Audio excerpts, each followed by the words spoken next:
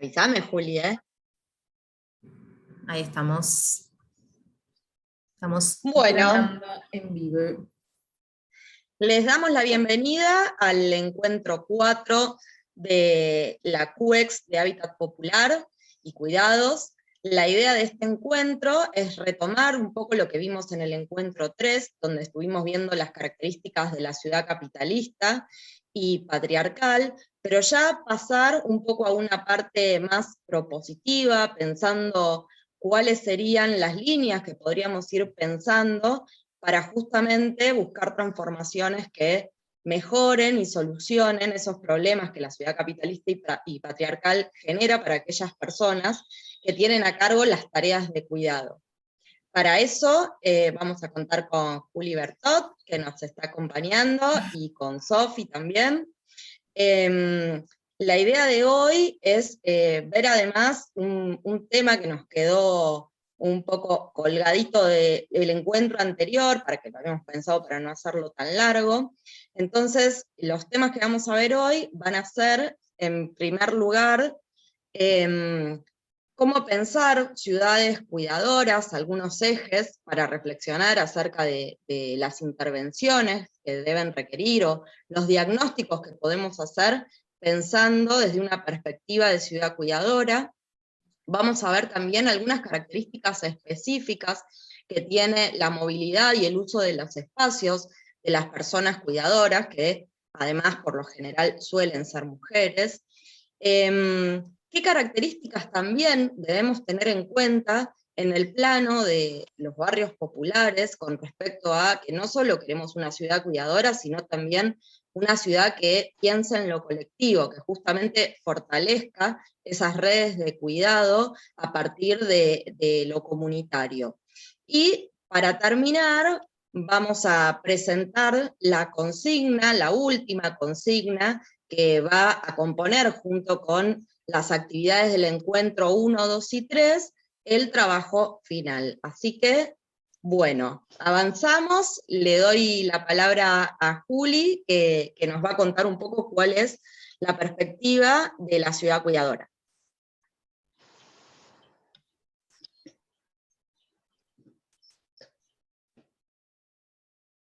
¿Estás muteada, Juli?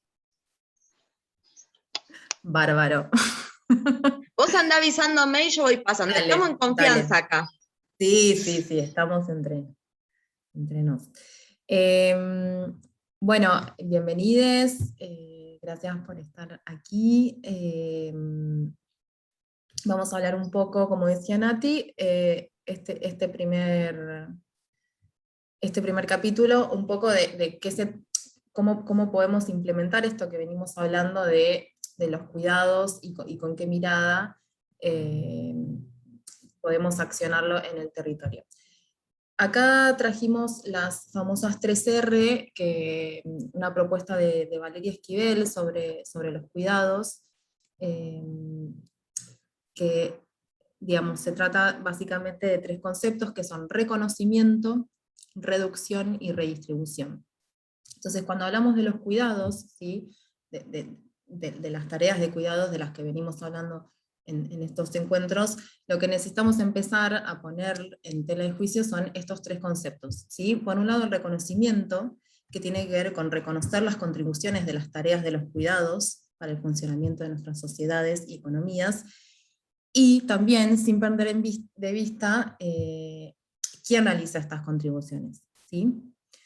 Después tenemos la R de la reducción, que tiene que ver con...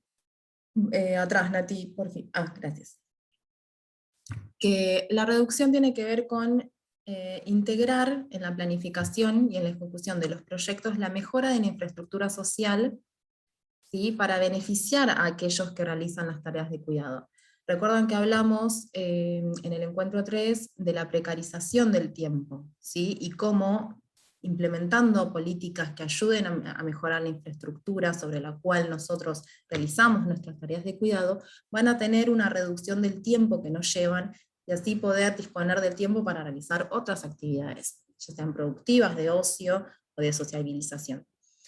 Y por otro lado tenemos la R de la redistribución, ¿sí? Y tiene que ver con, no solo con contar con una redistribución de los trabajos en un ámbito, digamos, familiar o social, sino también con, Nati, minimizaste ahí la presentación.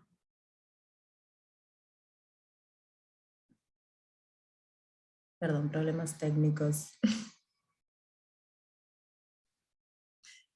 Bueno, como les decía, la redistribución tiene que ver no solo con redistribuir los trabajos de cuidado, ¿sí? A nivel cotidiano, familiar, ¿sí? En nuestros núcleos, digamos, como íntimos, comunitarios, sino también entender que debe haber una solución también desde el Estado, desde lo público, donde se redistribuyan las tareas de cuidado, ¿sí? Y que estas tareas también generen empleo en la sociedad. Entonces, este es un poco el enfoque que nosotros como área queremos dar sobre los cuidados, ¿sí? Entender que hay que reconocerlos, ¿sí? Que hay que reorganizarlos para que se puedan optimizar, ¿sí? Y esto conllevaría a una reducción de las tareas, ¿sí? De la optimización, no precarizar nuestro tiempo, y redistribuirlas. Pasamos, Nati. Quedó la presentación, Nati, se ve se ven las pestañitas de tu compu. Si haces doble clic sobre la imagen, ahí va. Ahí va. Vamos unas laminitas atrás.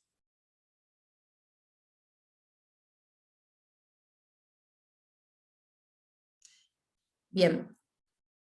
Estas imágenes que trajimos son imágenes del año pasado, de la campaña Nadie se salva solo, una campaña en la cual, a raíz de esto que traemos, se visibilizó la necesidad que había de los cuidados en los barrios populares, ¿sí? O sea, por la pandemia se triplicó la cantidad de raciones que se preparaban en los comedores de los barrios populares. Entonces es necesario que se visibilice la importancia que tienen quienes se encargan de estas tareas. Acá tenemos algunas imágenes de las compañeras. Nati, si querés pasar. La campaña Somos Esenciales. ¿Sí? Acá tenemos como el pedido, ¿no? Reconocimiento salarial y fondo de emergencia para la economía popular. Pasamos. Bueno, y o sea, a través de este enfoque sobre los cuidados, cuando hablamos de hábitat, lo que nosotros queremos plantear es una ciudad que sea, a diferencia de lo que veníamos viendo en el encuentro 3 de la ciudad patriarcal, es plantear una ciudad que sea para todos, ¿sí? Donde los cuidados estén en el centro de la discusión, ¿sí? Donde lo primordial sea la sostenibilidad de nuestra vida, de nuestra sociedad, y donde todas las personas tengan, digamos, tengan lugar, tengan voz y tengan voto. Son ciudades donde los cuidados tienen que ser una responsabilidad social, ¿sí? Entendiendo que somos interdependientes, que no nos podemos como eso, o sea, que no estamos solos, dependemos los unos de los otros, y es necesario que empecemos a verlo y a construir una mirada crítica, digamos, desde ese lugar.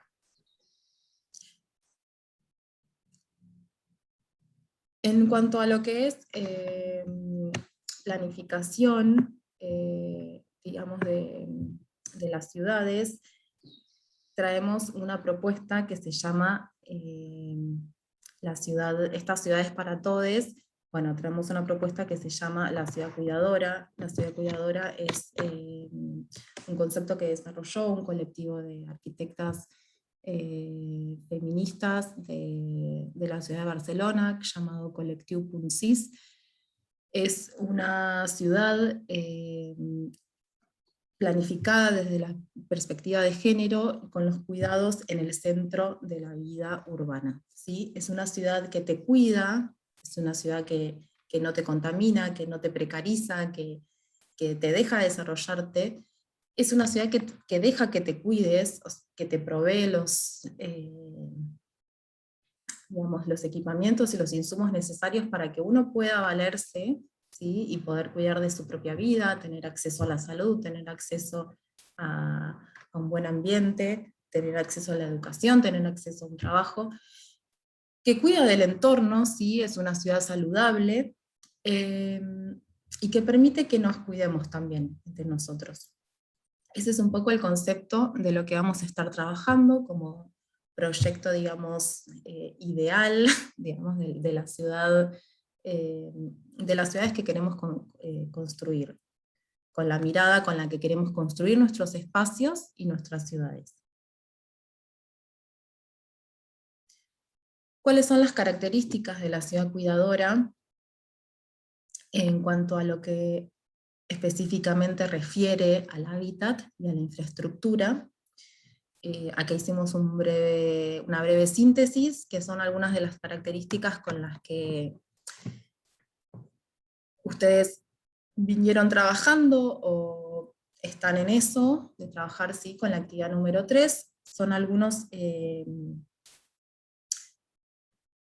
ejes que nosotros seleccionamos y tomamos para empezar a desarrollar ¿sí? Los diagnósticos digamos, de nuestros espacios y cómo poder empezar a ver, digamos, con este ojo, en estos ejes, en estos 6 ejes que planteamos, empezar a ver las necesidades que tienen nuestros espacios, ¿sí? Y empezar a ver también las necesidades que se plantean en espacios a construir. La ciudad cuidadora es una ciudad accesible. Este es el primer eje. Cuando hablamos de accesibilidad, hablamos de la movilidad de las personas, ¿sí? De la accesibilidad a los espacios, por ejemplo, que tengan rampas, que tengan barandas, para que una persona que tenga movilidad reducida pueda acceder, que no sean dificultosos digamos, las maneras para acceder a un espacio, ¿sí? Digamos, lo que queremos decir con ciudad cuidadora, y esto aplica, acá por ahí quiero hacer un paréntesis porque estoy medio acelerada, pero digamos, la ciudad cuidadora aplica, digamos, a cualquier espacio, ¿sí? De cuidado y de nuestra vida cotidiana del cual estemos hablando, ¿sí? Entonces, van a ser elementos o digamos, vamos a decirle, puntos que tienen que estar presentes en todos los espacios, ¿sí? De nuestra vida. Sería lo ideal. Entonces, esto es lo que nosotros les queremos traer, como algunas herramientas mediante las cuales ustedes puedan analizar sus espacios y mediante las cuales puedan proyectar espacios nuevos. Entonces, decíamos, el eje número 1 es la accesibilidad, ¿sí? La movilidad y el acceso a todos los espacios de la ciudad deberá estar garantizado para todos. De eso habla la accesibilidad. Después la ciudad cuidadora, el segundo eje, es la conexión. Cuando hablamos de conexión, nos referimos a que la ciudad esté conectada, la ciudad o los espacios, estén conectados con el resto de la ciudad, ¿sí? Que no haya barreras, que no tenga que atravesar, digamos, como que no sea dificultosa la conexión con otros sectores de la ciudad. Esto también nos habla del acceso a la ciudad, ¿no? Del derecho a la ciudad. Tiene un poco también que ver con esa relación y con cuánto nos cuesta y cuánto tiempo nos lleva a conectarnos con distintos puntos de la ciudad y con lo que nos brindan esos espacios. La ciudad cuidadora también debe ser inclusiva, el tercero de los ejes, y esto tiene que ver con el uso de los espacios, ¿sí? En general, como veníamos hablando en el encuentro 3, los espacios de las ciudades actuales están pensadas para un hombre productivo, heterosexual, de mediana edad. Lo que proponemos es que sean ciudades y espacios inclusivos, ¿sí? Que estén pensados para diversidad de usos, de actividades también, y de usuarios, ¿sí? Que sean espacios que pueda usar cualquier persona. El cuarto eje es la salud, ¿sí? Que la ciudad cuidadora tiene que ser saludable. Los espacios deben ser pensados como espacios que no dañen la salud. Es más, tienen que ser espacios que promuevan la salud, ¿sí? Espacios que promuevan las buenas prácticas, espacios, no sé, hablemos de que haya, por ejemplo, vamos a pensar ejemplos, tachos de basura en todas las esquinas, que haya campanas de reciclaje, que haya limpieza, que haya servicios, ¿sí? Que digamos un servicio público de limpieza diaria, de basura, que haya alcantarillas, bueno, todo lo que sea necesario para que la ciudad no nos contamine, ¿sí? La ciudad, el quinto eje es el equipamiento, ¿sí? La ciudad cuidadora es una ciudad equipada, es decir, que cuenta con los espacios necesarios para desarrollar nuestra vida. Esperen que admito. Es decir, cuenta con colegios, cuenta con hospitales, cuenta con comercios, comercios específicos o comercios cotidianos, cuenta con guarderías, cuenta con espacios para la mujer, cuenta con clubes, todo eso es equipamiento, ¿sí? Entonces, que existan espacios, debemos promover y analizar la existencia, ¿sí? O sea, promover, digamos, la existencia de estos espacios para desarrollar nuestra vida, ¿sí? Que son los espacios que necesitamos básicamente para desarrollar nuestras actividades cotidianas. Bien, y por último, cuando hablamos de ciudad cuidadora, también el sexto eje, y no menos importante, es que sea una ciudad comunitaria, ¿sí? Deben ser espacios, o sea, los espacios de la ciudad cuidadora, los espacios que proyectemos, o la mirada que pongamos a los espacios existentes, es la mirada también comunitaria, ¿sí? Tienen que ser espacios que faciliten y que propaguen las redes comunitarias de participación entre los vecinos y los que conforman ese espacio y quienes trabajan en ese espacio y quienes colaboran en ese espacio o quienes lo usan. Entonces, este es un punto muy importante porque también entender que, o sea, es un poco como el huevo o la gallina, ¿no? Porque el hecho de que sea, que la ciudad cuidadora sea comunitaria es lo que entrelaza el resto de también de las acciones, porque uno de los puntos más importantes es entender como esta interrelación que hay entre todos y empezar como a cuidarnos entre nosotros y a cuidar de los espacios y a entender que, ¿no? Como que esta red que conformamos y que nos necesitamos entre todos y poner ese valor, digamos, en el centro de las discusiones. Entonces, este punto es más que importante cuando hablamos de una ciudad cuidadora y de espacios cuidadoras, entender cómo funciona un poco la red comunitaria. Pasamos, Nati.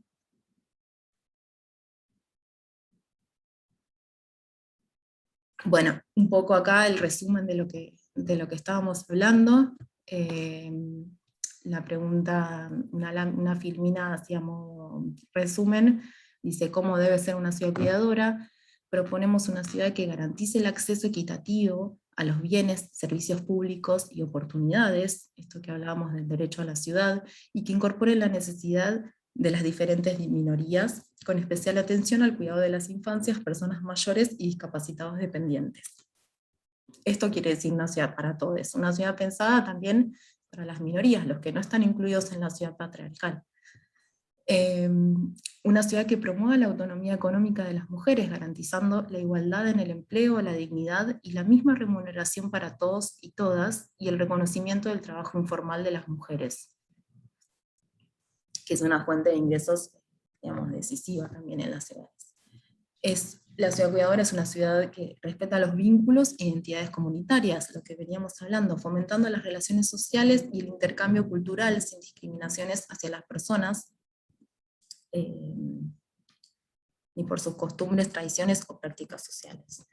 Es una ciudad que promueve la igualdad de género, ¿sí? en el acceso al crédito y la comercialización de productos, y promueve y defiende el medio ambiente y la vida. Y elimina las desigualdades sociales, económicas y de género entre lo rural y lo urbano, poniendo en valor las formas de producción agropecuarias campesinas y la agricultura urbana centrales a la vida urbana. Bien.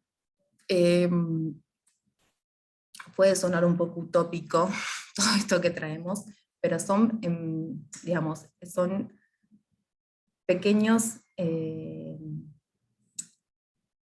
digamos, conceptos que nosotros traemos para que empecemos a analizar los espacios, a discutir los espacios, ¿sí? con esta mirada puesta hacia los cuidados.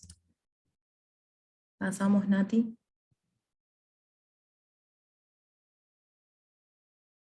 Bueno, pasamos más de lo mismo. Les va a quedar igual en el cuadernillo. Bueno, y como les decíamos, para tener una ciudad cuidadora, ¿sí? O sea, para lograr algunos de estos objetivos, lo que necesitamos, digamos, el paso previo, lo que estamos intentando ejercitar y hacer este ejercicio colectivo, es pensar y repensar, ¿sí? Cómo planificar, cómo proyectar estos espacios. Y esos espacios deben ser proyectados de una manera, o sea, si queremos ciudades inclusivas, la planificación también debe ser inclusiva. Entonces, necesitamos tener una planificación con perspectiva de género, ¿sí? Una planificación inclusiva. Pasamos la diapo. Y acá tenemos un poco esto. ¿Por qué es importante la perspectiva de género para hablar de la planificación urbana? Bueno, porque si dejamos que en la participación participen estas minorías de las que veníamos hablando, se produce,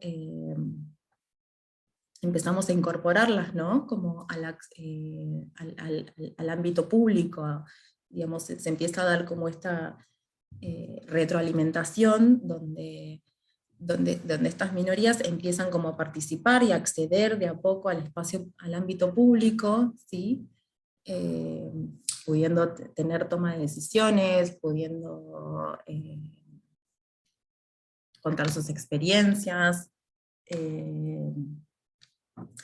participar de procesos participativos. Así que esto que decíamos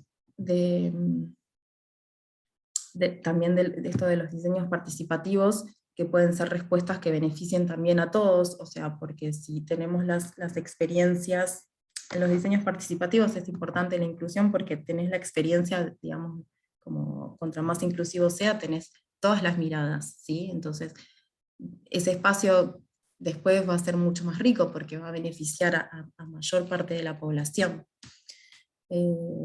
Y estás garantizando, bueno, ahí como está en el gráfico, garantizas la representación de esas minorías. Entonces, cuando hablamos de ciudad cuidadora, de ciudades inclusivas, de ciudades para todos, o sea, es inherente a la mirada con perspectiva de género, porque es, digamos, es fundamental, digamos,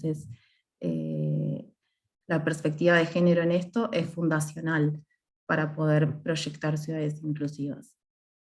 Y como dice acá la lámina, no solo es proyectar para, sino con. O sea, la cuestión inclusiva es importantísima. Nati, pasamos.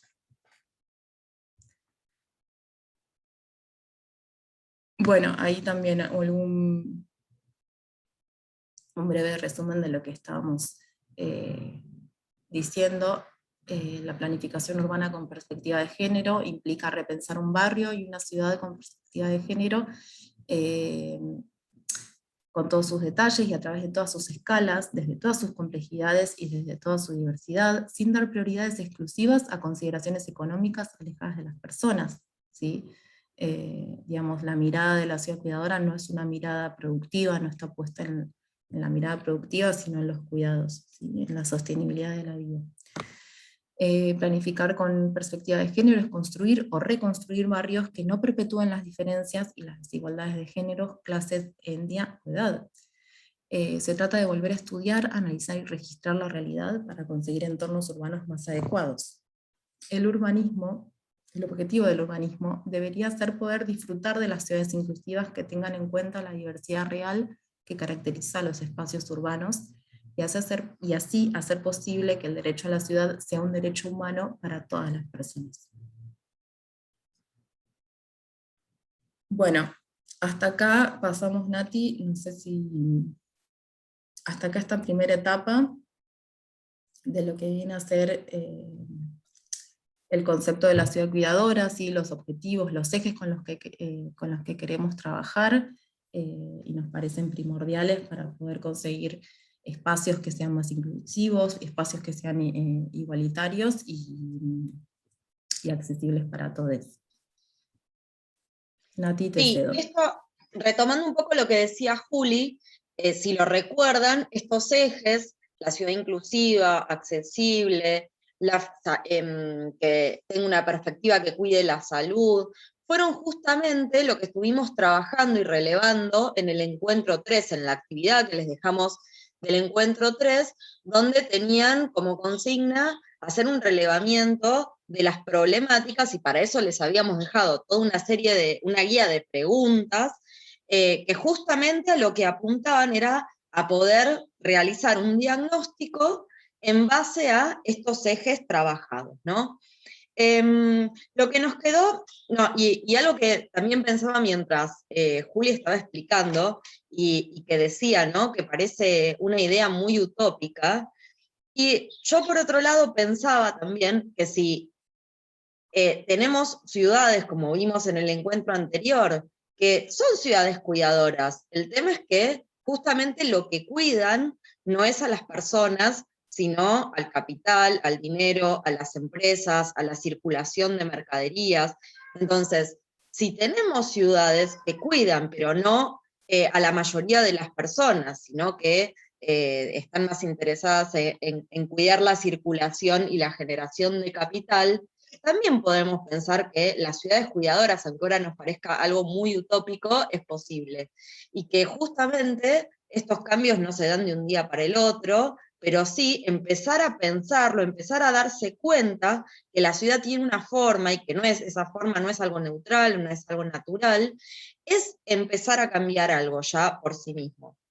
Nos había quedado un poco pendiente del encuentro anterior poder analizar cómo esta ciudad patriarcal y capitalista determina en cierto punto cuál es el uso de los espacios y las movilidades que se dan en torno a las tareas de cuidado, ¿no? La división sexual del trabajo, en la que a los varones se les asignan las tareas productivas, entendidas como aquellos trabajos reconocidos socialmente, como trabajos valorados como trabajos socialmente, pero además remunerados, porque se recibe un dinero a cambio, utilizan ciertos espacios y tienen ciertos patrones de movilidad.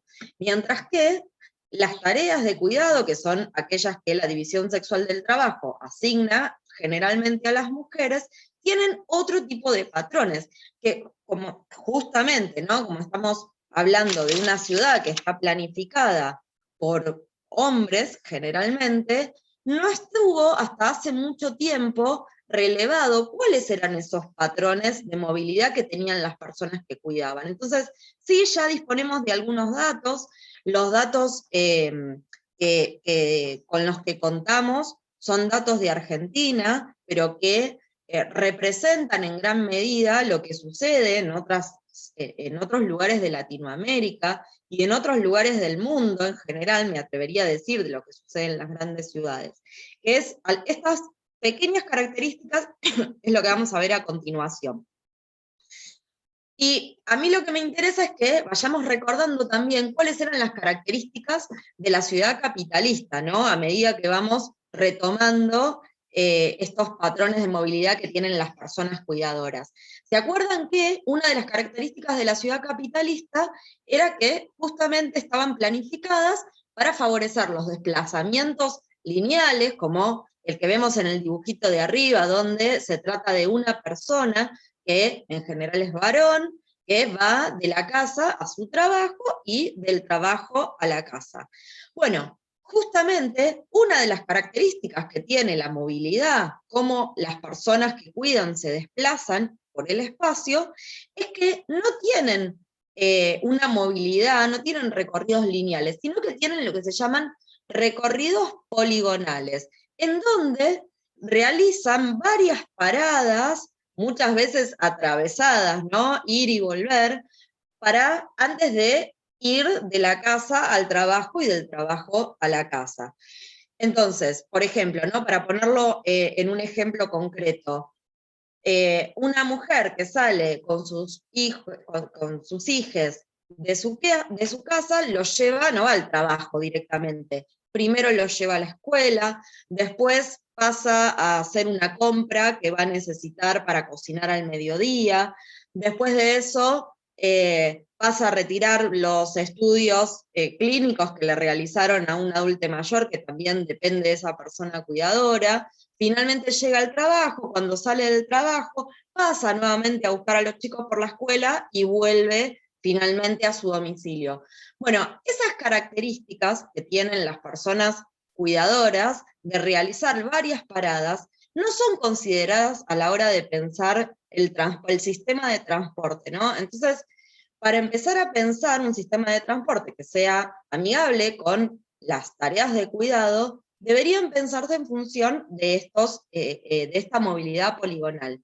Y otra característica muy importante es que, a diferencia de los varones, justamente las mujeres cuidadoras suelen realizar muchos de estos trayectos en sus desplazamientos con personas dependientes a cargo. Estas personas pueden ser lesijes, pueden ser sobrines, pueden ser adultos mayores que tengan a su cuidado.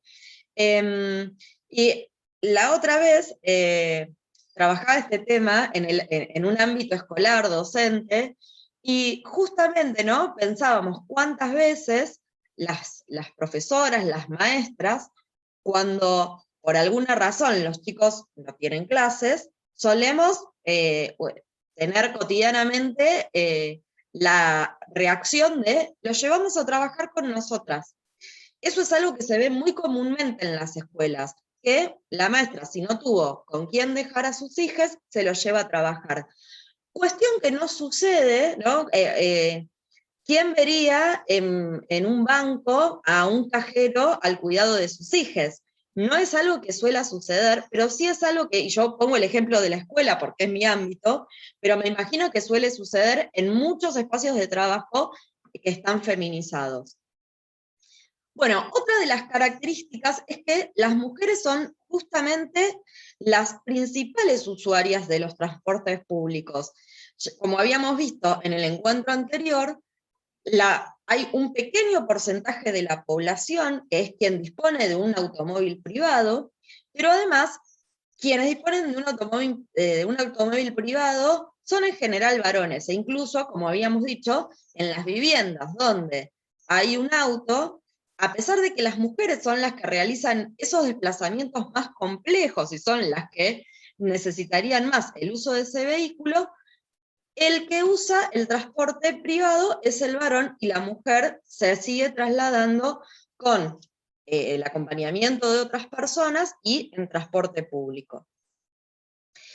Y una tercera característica muy importante es que en las mujeres, a la hora de desplazarse por la ciudad, existe una constante percepción de inseguridad, ¿no? Una inseguridad que excede aquellos hechos de violencia relacionadas con el robo o con la agresión, y que tiene que ver con otros factores más amplios, además del robo y la agresión, a los que se le suma el acoso, el abuso, pero también, como habíamos, creo que un poco de esto mencioné en el encuentro anterior, también autos que circulan a gran velocidad, y eso que hace que cruzar con un adulto mayor, cruzar con niñas pequeñas, sea una tarea insegura, o también pensar en personas que tienen alguna discapacidad en su movilidad, o simplemente un adulto mayor que no tiene la habilidad para caminar o la agilidad que tiene un adolescente o un adulto, y la inseguridad que provoca tener que caminar por una vereda que está rota o no tener una rampa en las esquinas. No sé si hay tiempo para ver un videíto o es un montón. Yo creo que sí, miremos un videíto. Es un videíto, a ver, no, Lo vemos, voy a lo hacer vemos. lío. Ya fue, porque voy a hacer lío si pongo el videíto. Pero un poco de lo que trata es un cortometraje que es francés, ¿no? Nos estamos trasladando a una ciudad considerada de un país central, una ciudad del primer mundo, y así todo, lo que podemos ver que muestra este corto es todas esas inseguridades que justamente no tienen que ver con el robo o con la agresión física directa que sufre una mujer que se desplaza en el espacio público, ¿no?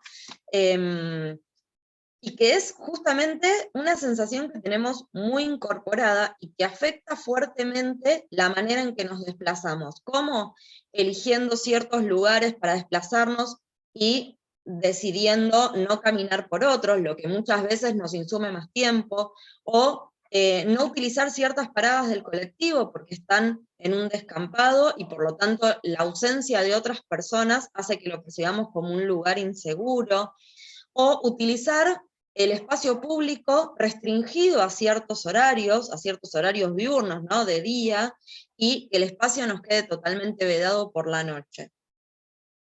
Bueno, esas serían un poco algunas de las características principales que podemos encontrar en la movilidad y en el uso de los espacios de las personas cuidadoras. Entonces, así como hasta ahora lo que vinimos viendo en los encuentros anteriores fue más un poco, empezamos haciendo un recorrido más teórico, pensando cuál era el concepto de hábitat, pensando también desde dónde nos posicionábamos desde el hábitat popular en relación a las tareas de cuidado, tanto a nivel individual como a nivel comunitario, pero la idea de este encuentro también es, una vez que en el encuentro anterior ya detectamos cuáles son aquellas dificultades en nuestro barrio, en nuestro espacio elegido, que dificultan estas tareas de cuidado, empezar a pensar ¿cuáles serían esos ejes, como ya un poco había mencionado Juli, cuáles son esos ejes para empezar a pensar cuáles serían posibles soluciones? ¿Qué intervenciones yo podría pensar en mi barrio para que esos problemas que detecté puedan encontrar una mejora, ¿no? Juli se refirió mucho a el concepto de ciudad cuidadora, y un poco la idea también es complementarlo pensando los cuidados, pero también en términos de lo comunitario, que es algo que en los barrios populares nos llega muy de cerca, porque todavía la comunidad conserva esas redes que quizá no se conservan, ¿no? A veces uno tiende, digamos, a ver las cosas negativas de los barrios populares, pero realmente esos lazos que existen entre los vecinos, entre las familias, son algo que es muy importante y es una ventaja a la hora de pensar soluciones en el hábitat cuidador del barrio. Entonces, tenemos una serie de propuestas que responden un poco a todas esas características que vimos en el encuentro anterior que dificultan las tareas de cuidado. Pensando en distintos ejes. Un eje es pensar la movilidad, ¿no? Esa movilidad, como dijimos, las mujeres se trasladan principalmente en transporte público, pero combinan sobre todo el transporte público con la peatonalidad. Es decir, voy caminando desde mi casa hasta la parada del colectivo, me tomo el colectivo, me bajo, voy caminando hasta mi trabajo, me vuelvo a subir al colectivo, voy caminando, ¿no? Siempre, en general, se combinan esas dos modalidades de movilidad. Entonces, hay que empezar a pensar la movilidad con una prioridad peatonal y de vehículos no motorizados, justamente pensando el sistema público en función de esos desplazamientos poligonales. Y miren, una solución que podríamos encontrar, que parece algo muy sencillo de hacer, y que no requiere, digamos, porque uno pensaría que si estas cosas no se cambian, es quizá porque requieren de una gran inversión en dinero, ¿no? Pero muchas de estas soluciones que nosotros les vamos a plantear ahora, de estos ejes para pensar la ciudad cuidadora, no requieren de grandes inversiones de dinero, sino de voluntad política, y muchas veces esa voluntad política se consigue cuando hay voluntad popular, ¿no? Cuando los vecinos empiezan a detectar que estas soluciones son posibles y se las empiezan a reclamar a sus representantes.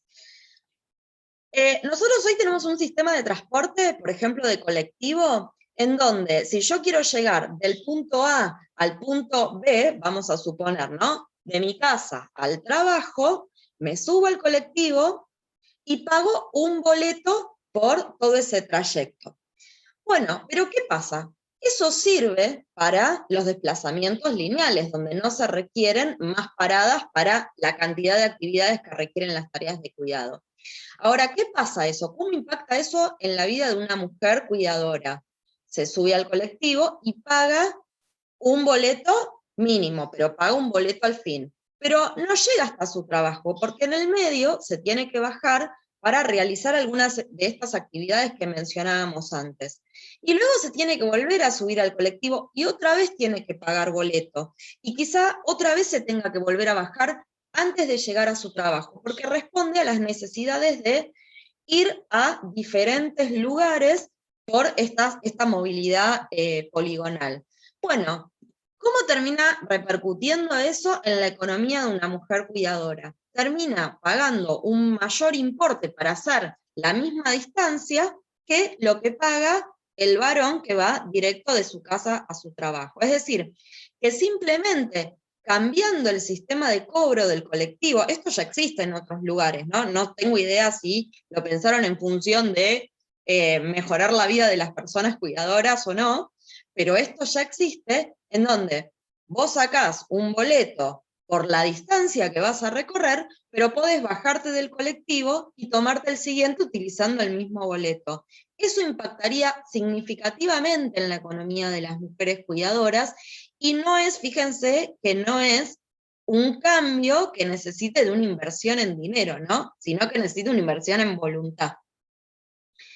Bueno, otro eje para pensar cómo mejorar la ciudad, el hábitat, ¿se acuerdan que nosotros vimos que una de las características de la ciudad capitalista y patriarcal es que el espacio público es invadido por el espacio privado, ¿no? Lo habíamos visto con el ejemplo de cómo sucede en las plazas que son invadidas, las plazas y las veredas que son invadidas por los comercios gastronómicos que ponen sus sillas en ese lugar. Yo había dado el ejemplo de la Plaza de San Telmo, pero también habíamos visto un caso totalmente diferente, donde sucedía lo mismo, que era una playa en Mar del Plata, donde cada vez más el espacio público, gratuito, donde las personas pueden estar disfrutando de la playa sin tener que consumir o pagar para estar ahí, va retrocediendo y va disminuyendo por el avance de los balnearios, ¿no? El espacio privado de los balnearios avanza sobre el espacio público de la calle. El espacio privado de los comercios gastronómicos avanza sobre el espacio público de una plaza. Y seguramente debe haber un montón de ejemplos más que ustedes pueden ver en su propio barrio, ¿no? Bueno, entonces, ¿cómo pensamos en revertir esa situación? Hay que recuperar e invertir dinero en espacios públicos, en el espacio público, recuperar ese espacio público que muchas veces ese espacio público forma parte de la propiedad del Estado, pero lo que requiere es de una inversión de calidad estamos hablando, ¿no? Porque muchas veces lo que sucede es que en terrenos baldíos que ocupan una manzana, por ejemplo, se corta el pasto, viene al municipio, corta el pasto, coloca unos juegos, pero luego no hay mantenimiento, y no hay árboles. Entonces, si vos querés llevar a tus hijos a jugar a la plaza, en verano te morís de calor, y no hay luces. Entonces, a la noche ese lugar es peligroso, y a partir de cierta hora ya no se utiliza más. No, bueno, o sea, es importante recuperar los espacios públicos, pero además recuperarlos con una gran inversión. Y esto es muy importante porque lo que demuestran las experiencias, porque es cierto también que hay muchos gobiernos locales, muchos municipios que ya se dieron cuenta de cuánto los espacios públicos mejoran la vida de las personas de los barrios, ¿no?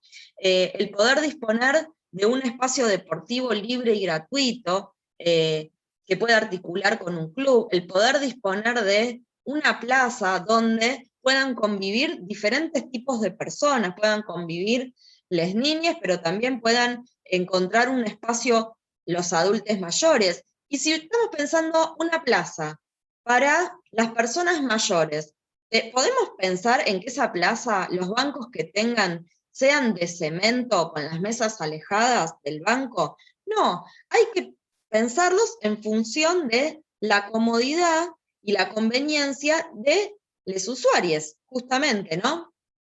Yo siempre traigo acá la experiencia de algo que sucedió en mi barrio, que es que había todo un gran terreno, que ocupa más o menos 3 manzanas, que pertenecía al ferrocarril, al ferrocarril Roca. Ese terreno estaba bordeado, para que se den una idea, tiene una forma triangular, estaba bordeado por 2 pequeños arroyos. Y lo que sucedía es que la zona era muy insegura, no solo porque era un lugar, digamos, donde al no haber presencia de personas, los robos se daban muy seguido, había situaciones de acoso, sino que además, al tener el pasto largo y tener los arroyos, era un lugar donde constantemente había presencia de ratas y de víboras también. Y por supuesto, lo que se encontraba también era que los vecinos tenían la costumbre de arrojar basura en muchos de esos espacios. Después de muchos años de lucha de los vecinos, porque la iniciativa fue por parte de los vecinos, formaron una comisión con una propuesta muy interesante para presentar en el municipio para que eso se convierta en un parque. Ese parque, en la actualidad, es... ¿Me están escuchando? Perdón, porque la veo a Sou tildada. No, estaba despierta, Sou. Genial. No, sí, te estoy escuchando.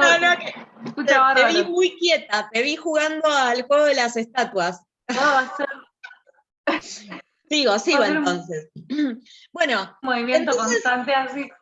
Claro, después de una gran insistencia de los vecinos, ese lugar se convirtió en lo que es el Parque Finky. Es un parque que está todo el tiempo con actividad y además lo habitan personas de distintas edades, de distintos géneros, que van a ese lugar a realizar una gran variedad de actividades. Tiene seguridad, que la seguridad es una seguridad municipal que no está armada, y es un lugar que se utiliza desde las 8 de la mañana hasta las 11 de la noche. Y yo no les puedo explicar cómo ese lugar cambió el barrio. Lo cambió completamente, ¿no? Entonces, si uno piensa a veces que la inversión que hay que hacer en dinero es grande, es difícil, bueno, eso hay que pensarlo en función de los beneficios que trae para la vida, para la calidad de vida de los vecinos y las vecinas. Un tercer punto que también... minutito, que voy a prender la luz porque me estoy quedando oscura. Ahora sí, ya no me veía a mí misma. Sí. Un tercer punto es que, como habíamos visto en el encuentro anterior, las ciudades capitalistas no están planificadas para que las personas se encuentren en el espacio público, tengan un lugar, como decíamos antes, ¿no? muy relacionado con el punto anterior. que tengan un lugar para reunirse que sea cómodo, que sea seguro, que sea gratuito. Y esto es así porque justamente los lugares que promueven el encuentro de las personas, por lo general son lugares que pertenecen a privados. Es decir que para sentarme en un lugar agradable y seguro, debo obligatoriamente consumir, ¿no? Como sucedía en este ejemplo que contaba de la Plaza de San Telmo. Bueno, pero ¿eso qué sucede? Lo que sucede es que termina vedando el acceso a toda una gran cantidad de población que digamos que no puede destinar parte de su sueldo a consumir en el espacio público para encontrarse con otras personas en un espacio seguro. Y a mí me causaba gracia cuando, ¿no? Porque o sea, hay algo que más allá de que las ciudades estén planificadas de esa manera, las ganas de encontrarse, la necesidad que tenemos los seres humanos de vernos con otras personas, de socializar, encuentran los rebusques en un montón de recovecos que nos deja la ciudad. Y en ese sentido, mientras estuvo presente la pandemia, que muchos parques y plazas se acuerdan que estaban cerrados, este parque Finky alrededor de mi casa estaba completamente cerrado y prohibida la entrada, pero los arroyos que quedan fuera del parque eran eran un espacio público. Y por lo tanto vos lo que te encontrabas era toda una gran cantidad de gente con su mantita y su mate o su reposera, sentada a la vera de ese arroyito, ¿no? En un espacio que era diminuto y muy angosto, pero lo que demostraba era la necesidad que tenemos las personas de tener lugares de encuentro, ¿no? Y esos lugares de encuentro, ¿Cómo son? No, nada, quería contarte una anécdota, pero pensé Contá. que había cerrado. Porque justo me pasó esta semana y me acordé del encuentro anterior. Me di cuenta que en la parada de colectivo, cuando me vuelvo del trabajo, todos los días hay sentado un señor grande, no sé, tendrá unos 80 años. Y me di cuenta que el señor no espera ningún colectivo, sino que sale a caminar y se sienta en la parada de colectivo, porque el único asiento que hay, el único lugar a donde él se puede detener un ratito en su paseo para descansar, ver gente pasar, lo único que encontró fue una parada de colectivo. Entonces, claro, no tiene una plaza cerca, no tiene un asiento en las plazas. Hay unos asientos, encima es sobre una avenida que es muy ancha. O sea, ya para el señor, yo cruzando, tengo que cruzar así. O sea que ya el señor no llega a cruzar la avenida. Y del otro lado hay unos bancos, pero que son de cemento y están al rayo del sol todo el día. O sea, entonces el señor realmente es eso, él sale a dar una vueltita por el barrio más o menos a la misma hora todos los días y se sienta en la parada de colectivo para descansar un rato. Exacto, es tremendo porque cuando uno empieza a tener el ojo más afilado para ver estas cosas, uno puede ver cómo lo que existe es una mercantilización de los encuentros en el espacio público, ¿no? El encuentro termina siendo un producto que es comprable y vendible. Entonces, justamente, ¿no? La importancia de que desde la organización social, desde los organismos estatales, puedan generar espacios de calidad para que los vecinos de un barrio tengan un espacio cómodo y seguro para reunirse. Pero además, generando actividades gratuitas que inviten a los vecinos que todavía se quedan en sus casas, porque también tenemos instalada una idea muy de hacia el adentro, hacia la vida privada, hacia la vida individual, cuando necesitamos realmente como seres humanos poder ir al encuentro. Y otro ejemplo, ¿no? Que uno puede ver el éxito que tienen estas propuestas de actividades en lugares gratuitos y de calidad, es sin ir más lejos Tecnópolis, que desde que abre hasta que cierra se llena de personas, ¿no? Es una tendencia que podríamos ver que está cambiando, pero bueno, no deja de cambiar desde lugares centrales y barrios para ricos hacia el resto, va irradiando hacia el resto de los barrios si es que llega, ¿no? Las cosas no suceden si no chillamos y presionamos. Bueno, el punto 4 es pensar la ciudad en la escala humana, ¿no? No pensarla en función de que las personas se tengan que movilizar, que tengan que hacer grandes trayectos para poder cumplir con todas sus actividades cotidianas, como ir a trabajar, ir a estudiar, ir a divertirse, ir a hacer deporte, juntarse con familiares o amigos, ir a hacer las compras, sino que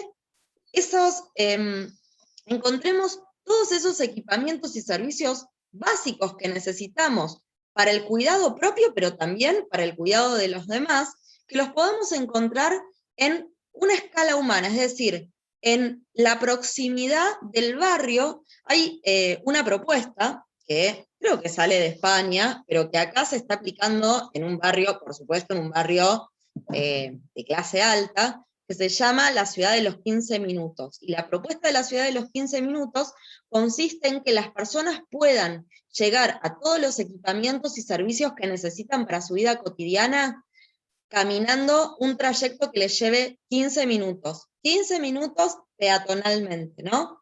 Eso ya está sucediendo, a eso voy, ¿no? Cuando pensamos en que estamos hablando de cosas utópicas, no estamos hablando de cosas utópicas, estamos hablando de cosas que ya suceden. Bueno, y por último, un punto que siempre me interesa un montón, porque es uno de los principales problemas que tenemos las mujeres a la hora de la utilización del espacio público, pero que es un problema que claramente excede a las mujeres, es el tema de cómo mejorar la seguridad. Y como habíamos visto, en general, las propuestas para mejorar la percepción de inseguridad que vienen desde la órbita del Estado, están planificadas y están pensadas por varones adultos de clase media. Y por lo tanto, y además, digamos, muy pensando soluciones en torno a las fuerzas de seguridad, lo cual, digamos, no es algo de lo que nosotros proponemos prescindir, pero claramente la presencia de las fuerzas de seguridad o de las cámaras no es una solución total, ¿no? Es un parche a una situación en donde no tenemos la fuerza policial, o incluso me atrevo a decir que en muchos de los barrios populares la fuerza policial, al contrario, genera también situaciones de inseguridad por la conflictividad que tiene con algunos vecinos y vecinas de los barrios. Entonces, nosotros pensamos que tiene que existir una mirada y una propuesta y acciones que complementen el trabajo de las fuerzas de seguridad y de los dispositivos de control tecnológicos como las cámaras, o como puede ser una garita con una persona adentro que actúe de vigilancia, y empezar a pensar la seguridad más en términos comunitarios, ¿no? Y pensando también la inseguridad en términos de esta mirada integral que incluye no solamente los delitos, los robos, sino también esta cuestión de la velocidad a la que circulan los autos, la calidad que tienen las veredas, o que la ciudad pueda generar percepción de inseguridad para las personas que se movilizan con un bastón o con una silla de ruedas, o que ocasionalmente se trasladan porque se quebraron una pierna con muletas, y que existen soluciones que tienen que ver con la participación de la comunidad en la seguridad, que ya demostraron ser muy efectivas. Y esa solución es algo que es completamente sencillo de realizar, pero no sucede si no hay personas que lo planifican y lo movilizan y lo gestionan atrás, que es aumentar la presencia de las personas del barrio en el espacio público. No hay mayor dispositivo de seguridad efectivo que haya otras personas, varones, mujeres, viejes, niñas, que exista diversidad de personas en el espacio por el que yo tengo que trasladarme, o en el espacio en que yo me voy a sentar, ¿no?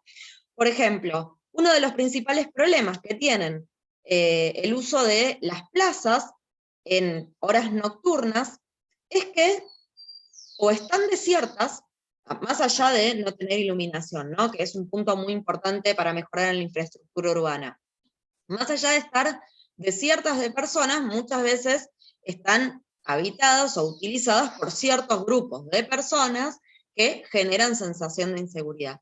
Ahora, imagínense una plaza a las 9 de la noche en un día de verano, donde uno puede encontrar niños jugando, viejis tomando mate con sus reposeras.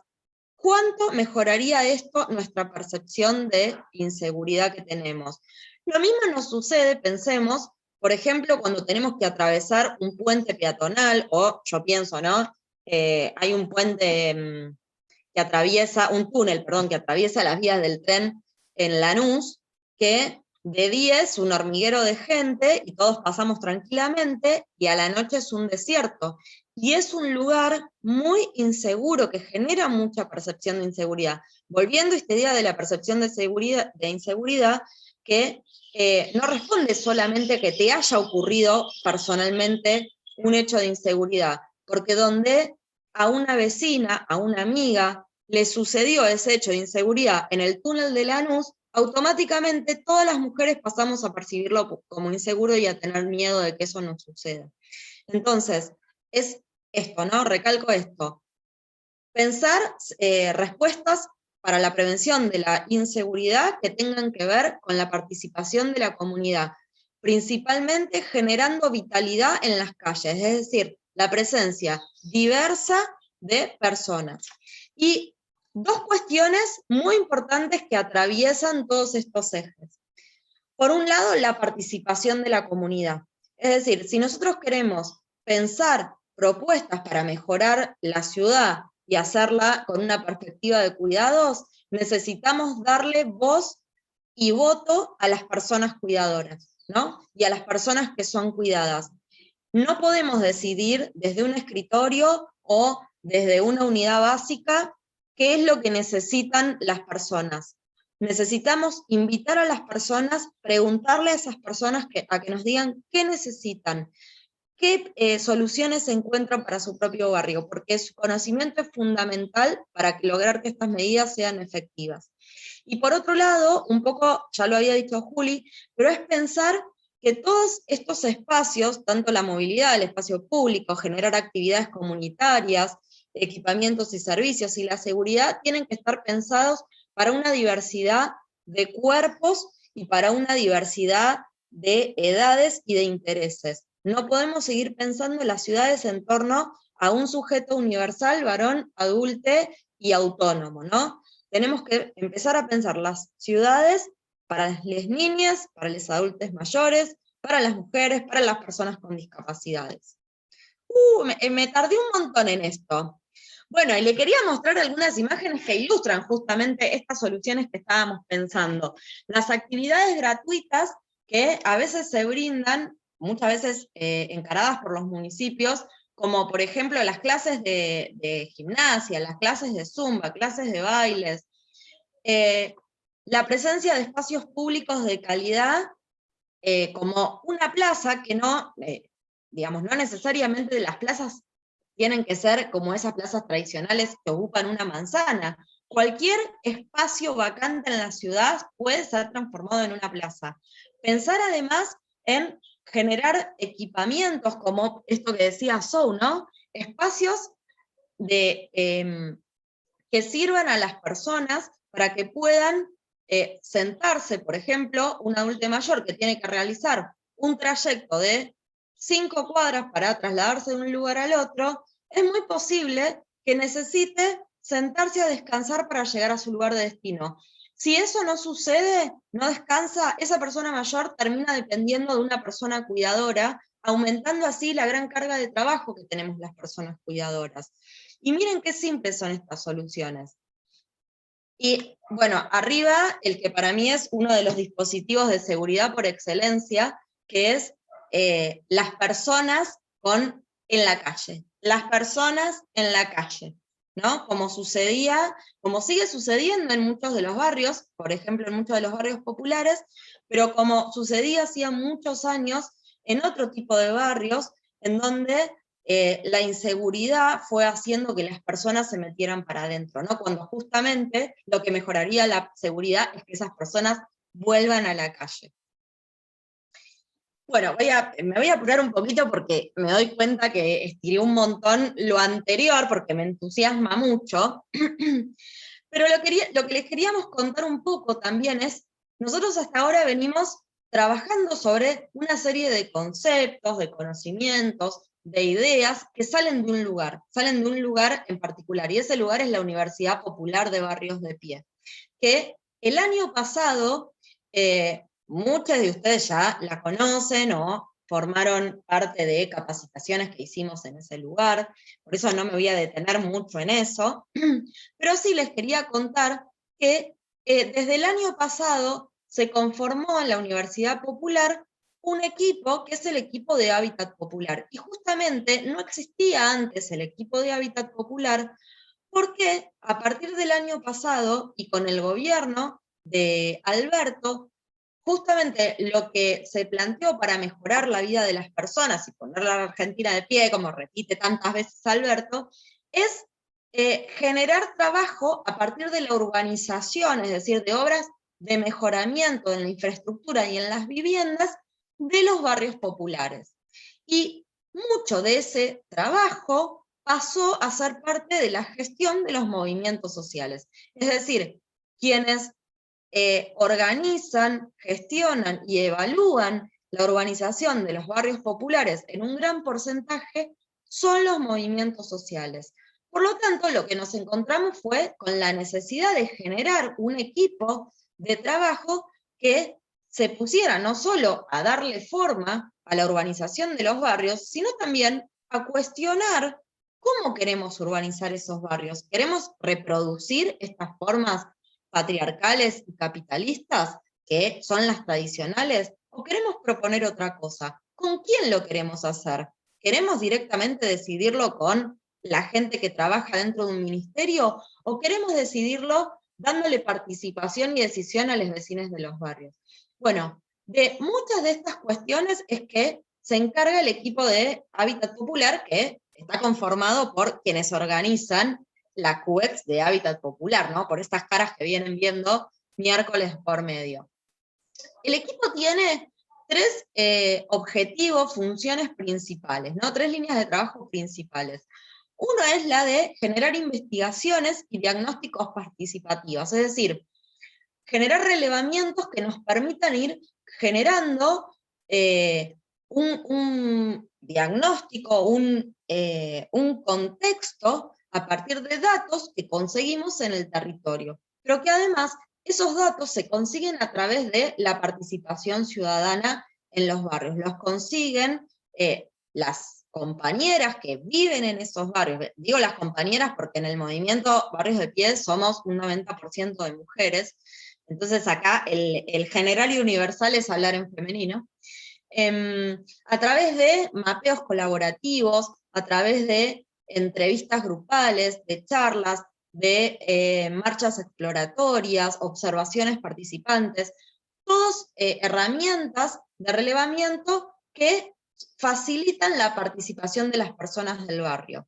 Bueno, ahora, ¿qué hacemos con toda esa producción de datos? Esos datos se sistematizan y se analizan para empezar a generar conocimientos, ¿no? Ya en el encuentro siguiente lo que vamos a estar viendo es algunos de los resultados de estos relevamientos, para saber, por ejemplo, a qué tipo de intervenciones le tenemos que dar prioridad. En un barrio, ¿es necesario hacer una plaza o es necesario hacer intervenciones de vereda y arbolado? Por supuesto que muchas veces esas intervenciones son necesarias, pero tenemos un presupuesto acotado y por lo tanto lo que nos ayudan estos diagnósticos es a tomar decisiones más efectivas. Y una tercera línea de trabajo que tiene el equipo de investigación es la de la formación de los compañeros y la intervención en el territorio efectivamente con las obras de trabajo que llevan adelante las cooperativas. Y Para eso hoy invitamos a una compañera, a Zou, que además queríamos que nos cuente una experiencia de formación en economía popular que está muy ligada a la producción para el hábitat, que se está desarrollando en un polo productivo, en un espacio tan especial como es la Exesma. Así que, Zou, te doy la palabra para que cuentes un poquito de qué se trata. Bueno, hola. Ahora saludo porque hace un rato intervine, pero así, como sin pedir ni permiso. Bueno, desde el equipo, como contaba Nati, vamos encarando distintos tipos de experiencias a través de las cuales vamos entrelazando este conocimiento más teórico y todas estas etapas de investigación con el territorio y con el hábitat en el territorio. Y la experiencia en la cual hoy tengo la suerte de participar, como contaba Nati, son una serie de talleres productivos que se emplazan en la Exesma, en lo que eran los talleres de automotores. Este es un proyecto que tiene dos objetivos. Tiene por un lado un objetivo que es formativo y por otro lado un objetivo que es productivo. El objetivo formativo se relaciona con enseñar y con construir conocimientos respecto a oficios, por un lado, y después por otro lado también respecto a economía popular, conceptos relacionados con experiencias populares, con cooperativas, y con una lógica distinta de comprender el trabajo, ¿no? ¿Qué es el trabajo? Estos talleres se componen por personas que viven en barrios populares y con una serie de profesionales que acompañamos estas tareas productivas. Entonces, en esta lógica laboral, que no tiene como objetivo principal la plusvalía, o sea, no tiene como objetivo principal ganar plata, podemos darnos el lujo de hacer hincapié en otro tipo de lógicas productivas. Nosotros hacemos objetos, y son objetos que tienen un destino. Pero en el camino, para nosotros es muy importante también saber que nuestra producción está hecha por personas, no es una producción que se realice con seres que generan una ganancia. Y es tanto para nosotros como para los compas que participan, también es toda una experiencia de conformación de esa lógica de trabajo, en la cual las personas tienen un contexto, tienen una historia, tienen posibilidades y tienen algunas imposibilidades también. Incluso esto también muchas veces genera algunos roces, genera algunas diferencias. Nosotros estamos acostumbrados que en los ámbitos laborales el tipo de persona que trabaja tiene unas características, ¿no? Se viste de una manera, habla de una manera, camina de una manera, se expresa de una manera y resuelve situaciones de una manera. Y la realidad es que la comunidad, la sociedad, está conformada por personas distintas. ¿Y qué pasa con las personas que no entran dentro de ese canon y de ese estereotipo de quienes nosotros conocemos como compañeros de trabajo, por ejemplo? Las personas tienen un derecho también de acceder a un trabajo. Entonces, en experiencias como estas, buscamos que se genere un entorno laboral que pueda abrazar, que pueda comprender a todas esas diferencias y que también quienes tuvimos el privilegio de entrar en determinado canon estereotipo aprobado, también tengamos el desafío de aprender una lógica de trabajo que comprende personas que tienen condiciones distintas. Que no estamos hablando de situaciones súper extremas, estamos hablando de esto, una persona que se viste distinto o que tiene un acento distinto al hablar o que usa palabras distintas a las que generalmente escuchamos en los ámbitos laborales.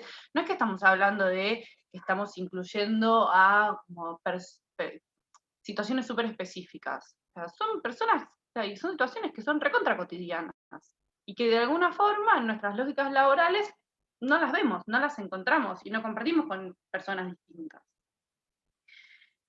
Entonces, todo lo que tiene que ver con el crecimiento social y con el concepto laboral, no desde el lado de una plusvalía económica, sino desde el lado de un crecimiento como sociedad, está abarcado y está combinado con un proceso de producción, ¿no? Nosotros en el Polo producimos objetos que están destinados y que se donan a espacios comunitarios.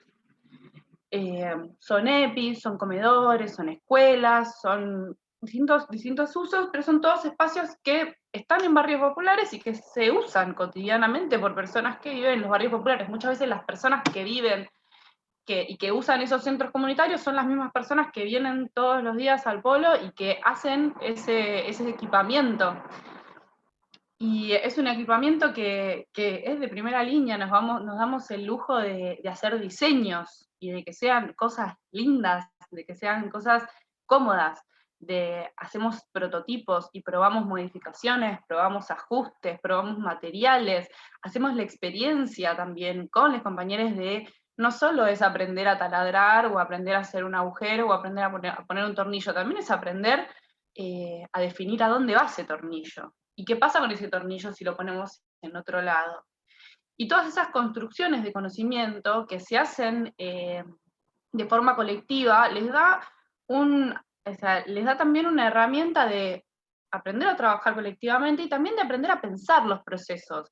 No solo aprender a hacer una tarea repetitiva que soluciona y que genera un producto y se terminó. O sea, es también aprender a repartir tareas, aprender a repensar objetos, aprender a leer un plano y aprender un montón de cosas que en un trabajo convencional, a donde lo único que importa es que esa persona vaya, fiche, haga 1 millón de agujeros por minuto, porque el de al lado va a poner 1 millón de tornillos y el de más allá va a poner 1 millón de cajitas, y que termine el día, marcan tarjeta y se van, no importa si les pasó algo o no les pasó algo, si tienen una posibilidad o no tienen una posibilidad, si se suben al tren de la velocidad de poner los tornillos, buenísimo, y si no, quedan afuera del sistema.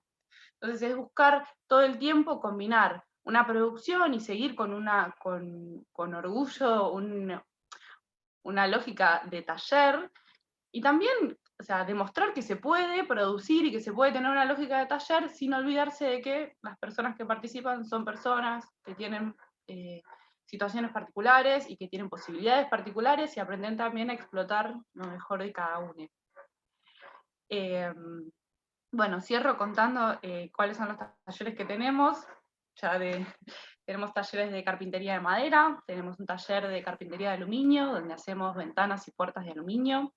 Tenemos un taller de herrería, un taller de premoldeado de cemento, donde hacemos todo lo que es equipamiento de plazas, ¿vieron? Esos muebles que son de cemento.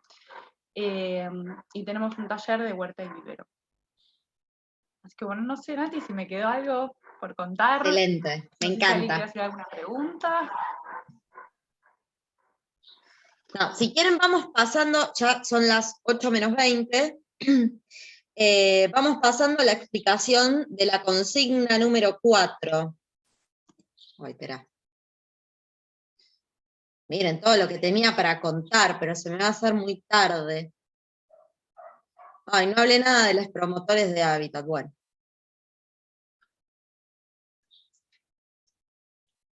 Bueno, vamos a quedarnos, a ver, a la anterior. Esta actividad número 4 es la última, la que cierra lo que va a terminar siendo el trabajo final. Entonces, repasemos un poco lo que fuimos haciendo, ¿no? En la actividad número 1 elegimos un espacio y explicamos por qué era significativo para el barrio, qué tipo de espacio era y qué características tenía y por qué lo habíamos elegido. En la segunda actividad hicimos un relevamiento que nos permitiera darle un contexto histórico tanto al barrio donde ese espacio comunitario se localiza, como al espacio comunitario en sí mismo, pero además tejer redes, articular la historia del barrio con la historia de ese espacio. El tercer encuentro, lo que propusimos fue una actividad en la que tuviéramos que salir al barrio, hacer un mapa, en un plano, poder marcar las problemáticas que nosotros encontrábamos en base a las tareas de cuidado, y entonces este último encuentro, justamente de lo que se trata, es de hacer una propuesta que mejore algunas de esas problemáticas que detectamos en función de lo que aprendimos, sobre todo en el encuentro de hoy, ¿no? Pensando en estas características que vimos de la ciudad cuidadora y pensando en estos lineamientos que podríamos pensar en función de una ciudad para todos, ¿no? Una ciudad pensada en lo comunitario. La idea es que no lo hagan en soledad, sino que puedan compartir esas reflexiones de qué es lo que se podría mejorar y cómo hacerlo con otras personas. Si no tienen otras personas que vivan en el mismo barrio, que estén en el curso, si puede ser con otras personas cercanas que también transiten esos espacios, con familiares. Bueno, y acá viene la consigna. La consigna dice así: selecciona uno de los problemas que identificaste en la actividad número 3 y elabora una propuesta para mejorar el espacio que seleccionaste, teniendo en cuenta la perspectiva cuidadora y comunitaria, ¿no? Esto que vimos hoy. Los espacios que fueron seleccionando son muy diversos, porque van desde una estación de tren a un merendero, a una plaza, a una calle, ¿no? Bueno, cada uno debe adaptar el trabajo, la propuesta, a este espacio que eligió, teniendo en cuenta algunas de las problemáticas. Entonces, como para ordenar, ¿qué componentes tendrían que formar parte de esta actividad número 4? En primer lugar, poder describir la problemática detectada y una breve explicación de cómo impacta ese problema en las tareas de cuidado. Si yo, uno de los problemas que noté fue que en las esquinas no hay rampas, bueno, si selecciono ese problema, poder explicar que las rampas no permiten la movilidad autónoma de las personas que tienen movilidad reducida, de las personas que caminan con un bastón, pero que además hace dificultoso el caminar para las personas que van con un changuito de compras o con un cochecito de bebé, por ejemplo, ¿no? Poder ligar el problema con esas actividades cotidianas que realizan las personas cuidadoras. Otro componente que tiene que aparecer es una descripción de cuál es la propuesta, qué solución concreta le encuentro a ese problema, y de qué manera esa intervención sería positiva para las tareas de cuidado. Bueno, yo entonces propongo que se hagan rampas en las esquinas. ¿Y eso cómo mejoraría entonces esas tareas? Bueno, la mejoraría en función de que las personas que andan en silla de ruedas podrían cruzar la calle sin la necesidad de una persona cuidadora, la mejorarían, bueno, en todos, digamos, los problemas, es un poco trasladar esos impactos negativos que habíamos detectado con el problema al impacto positivo que tendría la intervención que estamos proponiendo. Y por último, también pensar cuáles son los actores involucrados en esa propuesta que yo estoy haciendo, ¿no? Por ejemplo, yo puedo de un día para el otro cortar la calle y decidir que ese día la calle va a ser peatonal para que esa calle tenga más vitalidad y no circulen autos a gran velocidad. No, claramente no lo puedo hacer sola. Para eso necesito sumar a otro actor, que es el Estado, porque voy a necesitar, por supuesto, un permiso municipal. Voy a necesitar del apoyo de los vecinos, que también quieran y promuevan ese cambio. Bueno, y después, entre paréntesis, todo lo que a ustedes se les ocurra que facilite el hacer esta última actividad número 4, hacer dibujos, hacer un croquis, poner fotos de ese problema que encontré, todo lo que a ustedes se les ocurra que pueda servir para para enriquecer la explicación, para enriquecer y facilitar la explicación. Bueno, hasta ahí llegamos. A ver, voy a dejar de compartir. ¿Hay alguna duda con respecto a la actividad esta?